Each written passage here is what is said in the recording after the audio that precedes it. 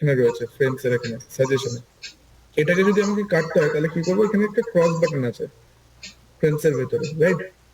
Cross বাটনে click করলে ইমেজটা চলে যাবে। আর এইখানে যদি আসে, এখান থেকে আমি যদি, এখান থেকে আমাকে রিমুভ করার দরকার পড়বে না, কারণ আমি যদি ফ্রেন্ডস থেকে এটাকে ডিলিট করে দিই তাহলে আমার এখানেও নিশ্চয়ই ওটা আর আসবে না, right? So if I click on generate now, একটা কমপ্লিট ডিফারেন্ট ভিডিও এখানে জেনারেট হবে।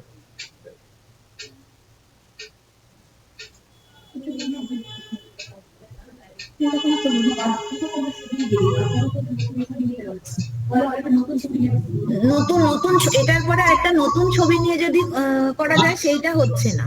এই নতুন ছবি এলো। সি এই ভিডিওটাতে তো কোনো আমাদের ইমেজ এখানে সিলেক্টেড ছিল না, সো কি হয়েছে, এআই নিজের মতন করে ভেবে একটা ভিডিও আমাদেরকে জেনারেট করে দিল। Now suppose we want to place a image right here or a suggestion for the AI, click on the first option or inside the frame, then select your device and আপনার যে computer আছে কম্পিউটারের ভেতর থেকে আপনি একটা image choose করে নিন, ঠিক আছে? সাপোজ প্রম্পট দিয়ে দেখানো যাবে।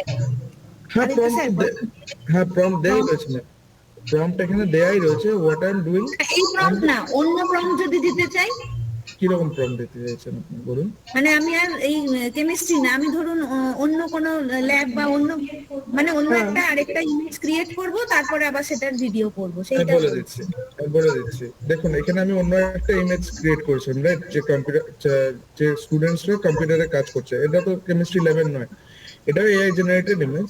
এবার আমি এটাকে আপলোড করার পর আমি বলবো যে স্টুডেন্টস আর coding,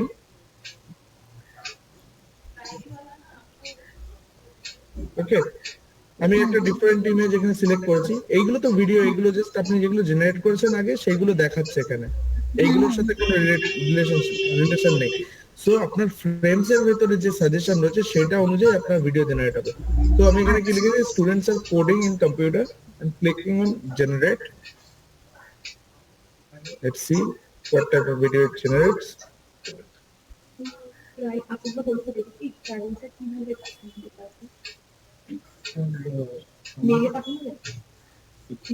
Now it will take little bit time and generate the video. See, now if I play, the students are coding. যে ইমেজটা নিয়েছি ওটারই ওই ভিডিওতে গিয়ে ওটারই প্রম্পটটা আবার দিতে হবে, তাই তো? Exactly.